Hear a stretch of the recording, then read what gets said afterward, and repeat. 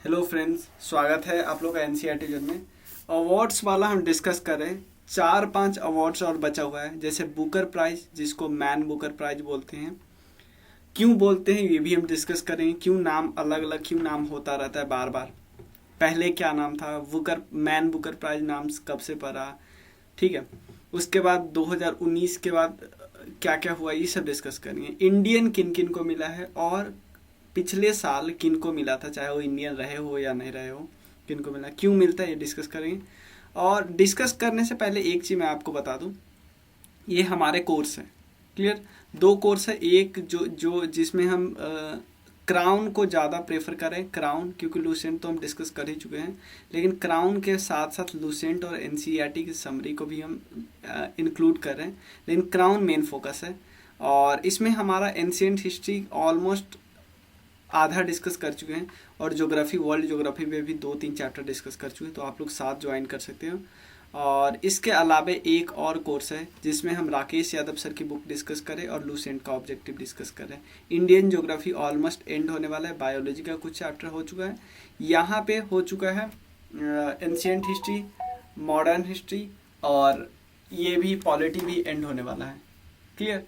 तो ये सब डिस्कस कर चुके हैं। इन दोनों कोर्स को आप ज्वाइन कर सकते हैं। आपके नंबर है, मैसेज कर लेना, आप पूछ लेना 9582 062 485। मिनिमम फ़ी है बहुत, जैसे आप इस कोर्स का सिर्फ पड़ेगा आपको 600। क्लियर। अभी 600 पड़ेगा, लेकिन उस कोर्स का पड़ेगा आपको 500 पर बुक। अगर दोनों बुक लेना चाहते हो तो आपको 800 पड़ेगा। क्लियर। चलिए, तो कुछ अवार्ड्स हमें डिस्कस करने हैं। तो सबसे पहले हम इसमें डिस्कस करते हैं बुकर प्राइज। तो सबसे पहले स्टार्टिंग में दिया जाता है, किसको दिया जाता है। देखो, स्टार्टिंग में ये ब्रिटिश लिटरेरी अवार्ड है, ब्रिटिश लिटरेरी अवार्ड है। स्टार्टिंग में जो दिया जाता था बेस्ट नॉवेल के लिए दिया जाता था, जो इंग्लिश में लिखा जाता है। चलो, इंग्लिश में तो ये वाला फंडा, ये वाला जो क्राइटेरिया अभी भी अप्लाई है। क्लियर। लेकिन पहले था कि पब्लिश्ड होता था यूके और आयरलैंड में, लेकिन इस जो क्राइटेरिया था कि वो पब्लिश सिर्फ यूके और आयरलैंड में होना चाहिए, इस क्राइटेरिया को ख़त्म कर दिया। 2014 के बाद अगर आप कहीं से भी लिखते हो तो आपको मिल सकता है। समझ में आया। तभी इंडिया के इतने सारे विनर हैं, सबके हम डिस्कस करेंगे नाम।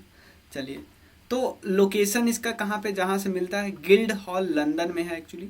ये प्रेजेंटेड किसके द्वारा प्रेजेंट किया जाता है, मैं आपको बताता हूँ। पहले प्रेजेंट किया जाता था बुकर के द्वारा, वो मैकडोनाल्ड लिमिटेड थे, लगभग 1969 से 2001 तक। देखो, ये सब होते स्पॉन्सर जो पैसा देते हैं।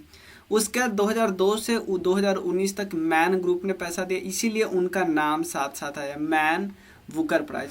लेकिन 2019 के बाद ये दे रहा है पैसा क्रैंक स्टार्ट। लेकिन इनका ये नहीं था कि मेरा नाम जरूरी नहीं है, मेरा आप नाम डालो, तो नाम इसीलिए अभी भी पुराना है, मैन बुकर प्राइज। रिवॉर्ड दिया जाता है 50,000। क्लियर। ये पाउंड है। उसके बाद पहली बार दिया गया था 1969 में, ये हमें पता होना चाहिए। तो बुकर प्राइज हो गया। अब देखो, इसको फॉर्मली क्या बोला जाता था, Booker prize for fiction. And Man Booker prize क्यों बोला जाने लगा, क्योंकि मैन ग्रुप पीछे से स्पॉन्सर करती थी। ये लिटरेरी अवार्ड है। क्लियर। अगर आप इंग्लिश में लिखते हो, इंग्लिश के लिए, मेन इंग्लिश के लिए है, और पब्लिश अब कहीं भी आप पब्लिश करते हो ना तो आपको मिल जाएगा। ठीक है ना, यहाँ पे लिखा हुआ है in 2014 it was voted to any English language novel, a change date proof controversial. मतलब कुछ भी, मतलब आप किसी भी मतलब कोई भी इंग्लिश लैंग्वेज में लिखना इंपॉर्टेंट है 2014 के बाद। पब्लिश कहीं भी हुआ, कुछ भी हुआ, कोई फर्क नहीं पड़ता। पहले क्या था, थोड़ा पब्लिशिंग का देखा। The winner of the Booker prize is generally assured international renown, और सक्सेस उनको मिलता है ऑब्वियसली। इसका बहुत ज़्यादा सिग्निफिकेंस है बुक ट्रेड में। अगर अब आप पता चला कि आपके बुक ने को मैन बुकर प्राइज मिला, तो ऑब्वियसली आपको बुक खूब बहुत ज़्यादा सेल होगा।